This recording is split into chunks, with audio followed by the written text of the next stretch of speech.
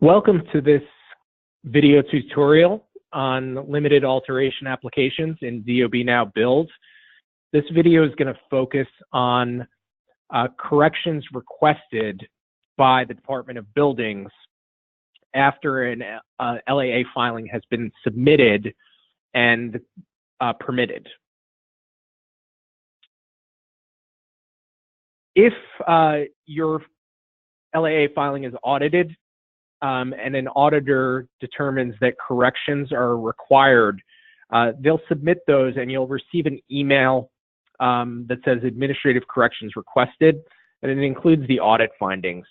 From that point, you're going to want to log into DOB Now Build to find that job filing and submit a post-approval amendment to make your corrections. Once you receive that email, you have 10 calendar days to initiate and complete and file the PAA addressing the auditor's concerns. If you send that back in and the auditor has objections, they'll let you know, and you'll also get an email, at which point the 10-day clock will start again to respond to their objections. If nothing is done or the auditor is not satisfied, they may signal an intent to revoke. And from that point, there's 15 calendar days to respond with a rescind justification. When you submit a post-approval amendment, there's a flat one-time fee of $100, and then any increase or decrease in the estimated job costs will be calculated as well. If there's an increase, it will be automatically calculated along with the $100 fee within the PAA filing when you pay, and you can pay that using CityPay, by e-check, or credit or debit card. If there's a decrease in the job cost, there would be an adjustment that you would see, and you can request a refund based on that adjusted price outside of DOB Now using an RFA1 submitted to a borough office. And instructions are available on the website, going to www.nyc.gov/assets buildings PDF refund request application instructions. The steps to file a post-approval amendment, you'll locate the LAA on the dashboard. And again, that job filing number for the LAA will be in the email that you received. You're going to scroll to the right of your dashboard and select PAA from the filing actions column, drop-down list. That will open up the PAA, and you're going to see that some of your information from the filing has been already loaded in. So you're just going to review that information. You're going to make any updates that apply.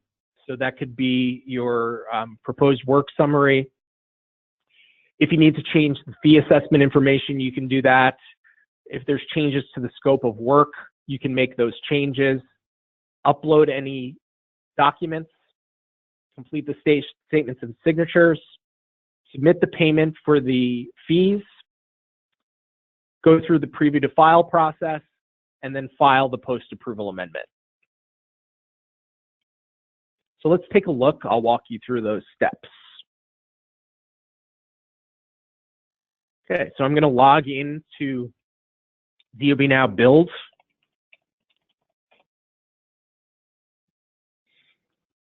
Select Build.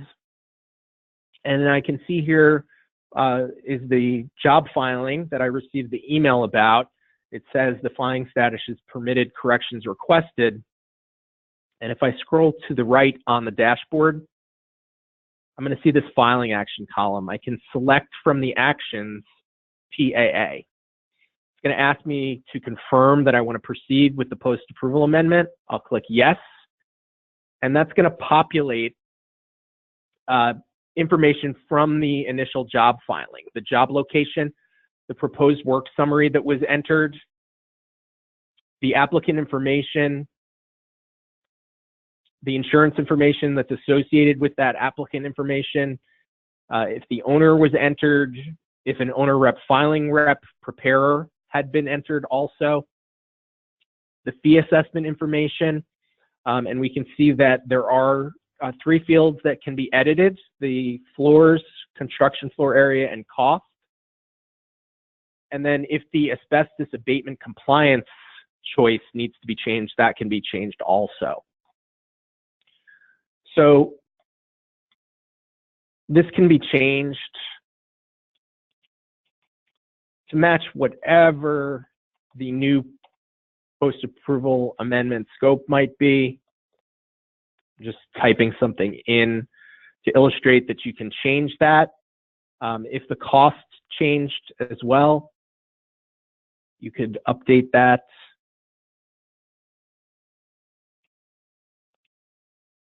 Any changes you make on general information, you'll save those.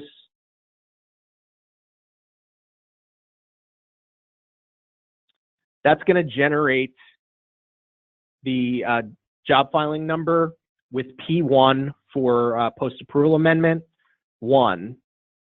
And then on your scope of work, you can go in. This has your previous scope of work. If you need to make changes to any of these, you can do that by scrolling to the right and selecting the edit button for any of your scope of work items, or clicking delete to remove anything.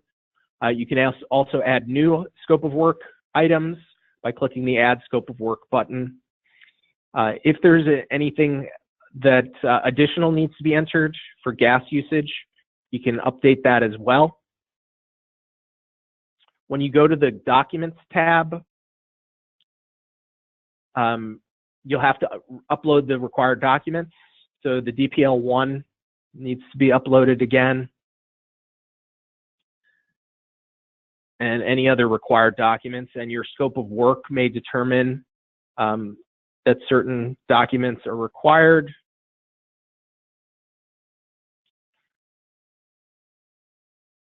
Once I do that, as the applicant, I can read the statements and signatures section and check the box to electronically sign.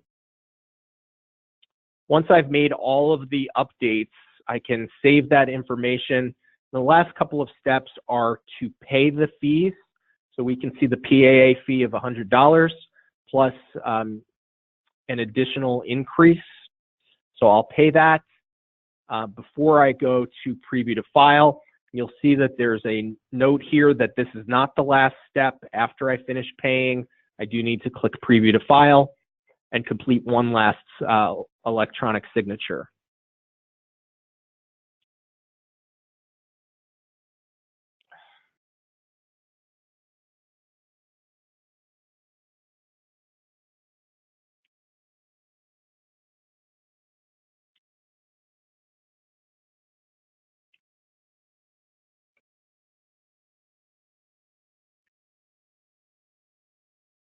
Once this is paid, I'll get a receipt. You can print that if you need to. When I go back to the filing, it confirms that my payment has been submitted. We can see that the amount due is now 0, and I'm now going to be able to click preview to file so that I can review each of the sections in the filing, clicking next as I review all the information till I get to the very last page, at which point I want to acknowledge all the information is correct, electronically sign and date, and then click file. And these steps are just like with any other filing. And once that's done, click OK. Going back to the dashboard, we can see that the PAA has been submitted with the status of corrections under review. And the initial job filing, which when I started this demonstration was permitted corrections requested, is also now changed. That's permitted corrections under review. So from this point, the Department of Buildings will review the information, and you'll either get another email letting you know that your LAA filing will again be permitted and the PAA filing status will be approved, or they will let you know that via email that they have objections. So that's how you can respond if corrections are requested with the PAA. Our next video will take a look at how you can respond to objections.